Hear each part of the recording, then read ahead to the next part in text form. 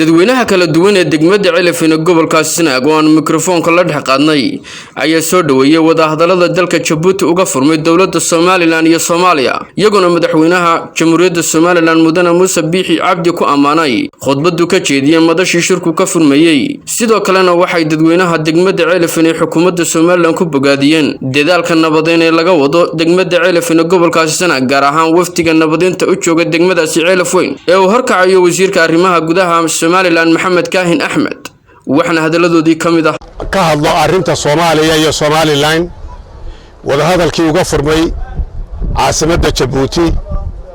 waxaan halkaa ka cadeynayaa taageersanahay madaxweynaha iyaga wadahadalka qaayaha iyo qiimaha leh ee uu ka furay Djibouti khudbadiisii ku dhahnayd macaanka iyo dhadhanka Soomaaliland matalaysay ayaan horta marka hore madaxweynaha ku hambalyeynaya Muuse Biixi Cabdi aadna ugu taageersanahay madaxweynaha iyagaana arinka uga dambeynaa waxaan leenahay arinta Soomaaliland waa muqaddis Soomaaliland goonisu taageedu waa muqaddis gorgortan male shacabka Soomaaliland taasay wada raacsan yihiin aaminsan yihiin aadna taageersanahay wadahadaladaas madaxweynaha iyagana uga biqi mayno inuu go'aamadiisa la weecweecdo go'aamo وكديبن دونا شروطنا وكحبي intaasaan ku taageersana aad iyo aad simil gale oo qiimo leh waxaan u soo dhaweynayaa wada hadaladii Djibouti iyo khudbadii taariikhiga ahayd ee madaxweyne Muuse Biixi Cabdi halka ka jeediyay qarnaqsigii ay Soomaaliland halka la tagtay waxaan aaminsanahay dhammaan shacabka reer Soomaaliland gudaha iyo dibadba oo aanu bogaadinaynaa hadalkii madaxweynaha iyo waftigii uu ku tagay Djibouti tirada doonaan halahaadaan iyo waliba xubnihii technicalka ah ee madaxweynuhu xulay dhammaan intaas wax mitanayaan Soomaaliland oo dhan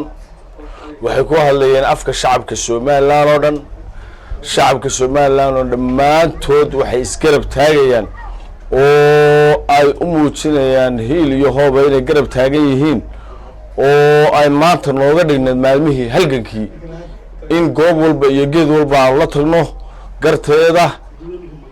oo Soomaaliland waa dood aan la jabin karin garteeduna way duuban tahay fagaare kastoo caalami iyo geed hoosti haddii la tagana Soomaaliland garteedu waa duuban tahay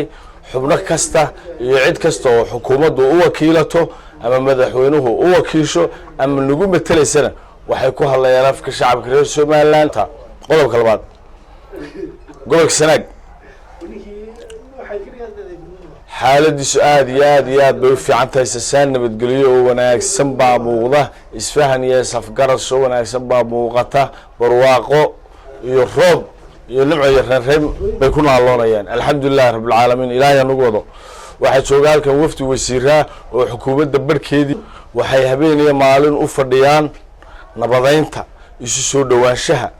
iyo wada noolaanshaha iyo sidii ay gacmaha isu qabsan lahaayeen reer Sanaag horumar iyo baraarina ay u wada gaari lahaayeen kaliya waa fadhigaab arinteedii kaliya uma fadhiyaan meesha waxa allaale wixii gobolka ka dhacay haddii shakhsi ahayd بس wax walba iyo habeen walba u fadhiyaan aad iyo aad baan u bogaadinayaa wasiirada aad iyo aad baan u bogaadinayaa ummadda shacabka gobolka Sanaagna aad iyo aad way ku faraxsan yihiin runtii waxaan aad iyo aad ugu mahad celinayaa madaxweynaha Jamhuuriyadda Soomaaliland Muuse Biixi Cabdi iyo waftiga hogaaminayay sida door kale meeqaamka fiican leh uga qayb qaatay arrimahaas madaxweynaha shacabku uu kugu taageersan yahay Muuse Biixi waa mujaahid in badan wadanka u halgamay maanta looga biqi maayo inuu Soomaaliland wax sharafteeda iyo karaamadeeda hoos u dhigaya inuu ku dhaqaaqo looga biqi maayo nin kale waa looga biqi lahaa laakiin maanta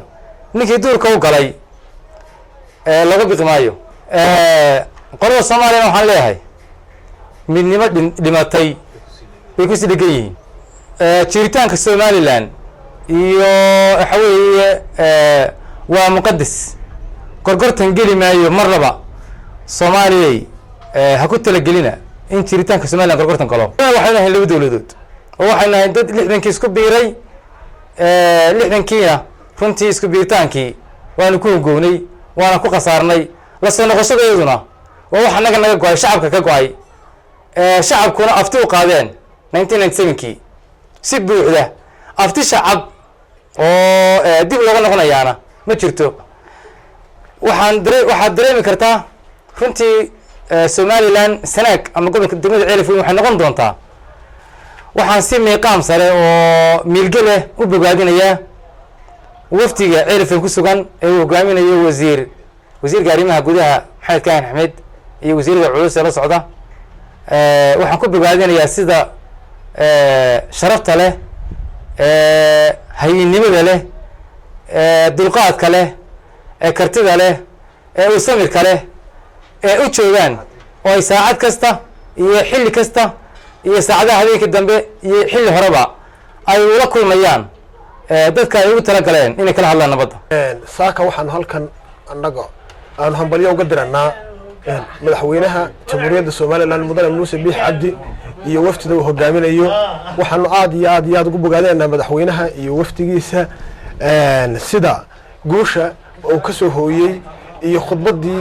masiiriga ahayd ee taariikhiga ahayd ee dhaxalgalka ahayd uu ka jeediyay Djibouti waxa weeye aad iyo aad baan u hambalyeynaa waxaan leenahay Soomaaliland dadka jooga oo dhan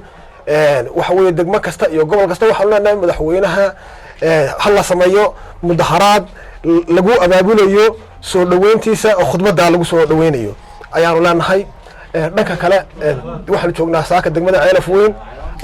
alxamdulillah waa nabad waa barwaaqo waxa weeye arrimihii colaadihii wixii baryahan ka jiray isafgarad bay ku dhow yihiin wax badanna waa la qabtay oo la iska afgartay wafdida wasiirada ee halkan in badan nabadda u joogay iyo odayaasha dhaqanka iyo cid kasta oo nabadan ka shaqeynaysa waan u hambalyeynaa insha Allah waxaan rajaynaynaa inaanay dib dambaysa aanay arrintaasi halka ay ku soo idlaato saaka waxaanu hambalyeynaa madaxweynaha jamhuuriyadda Soomaaliland mudane Muuse Biix Cabdi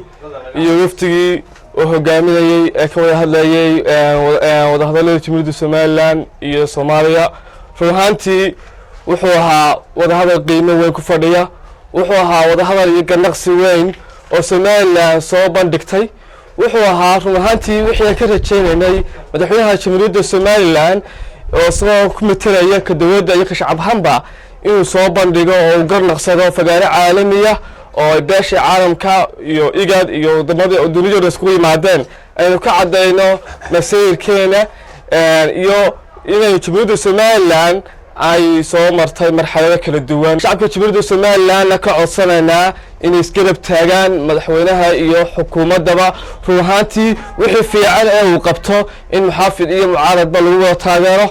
sidoo kale waxaan ka hadlayaa wasiiradii nabadda Ceelafweyn joogay ruuxantii waxay qabteen arrin aad iyo aad u wanaagsan muddadii ay joogeen waxa weeyaan nabadgelyada Ceelafweyn meel fiican bay marinayaan waxay sameeyeen isku soo dhawaashiyo fara badan aad bay u shaqeeyeen ruuxantii ilaahay ka abaal marayo wafdiga halka joogta waxaan rajaynaynaa in ilaahayna uu nabadda noo dhaliyo wasiirada Ceelafweyn jooga inta badan joogay ay ka mid yihiin wasiirka arrimaha gudaha iyagana meel fiican bay marayaan xaaladoodii waxaan ugu aad ugu rajaynaynaa inay nabadda Ceelafweyn meel wanaagsan ay gaarsiin doonaan waana mid laga filayay golaha wasiirada jooga degmada Ceelafweyn nabadda meel wanaagsan gaarsiin doonaan taana waa ku rajaynaynaa meel fiican ay gaarsiiyeen waxaan ka hadlayaa kulankii ka dhacay Djibouti ee wadahadallada Soomaaliland iyo Soomaaliya kulankaas kulan taariikhi ah haddaan nahay ummadda jamhuuriyadda reer Soomaaliland waxaan taageersanahay go'aankii madaxweynaha madaxweyne Muuse Biix Cabdi halkii uu go'aankii uu gaaray nidaamkii uu gaaray gudida farsamo ee hawsha loo xil saaray waa taageersanahay hawsha iyo nidaamka ay wadaan waanu soo waa Maxamed Suuta telefishinka qaranka Soomaaliland Ceelafweyn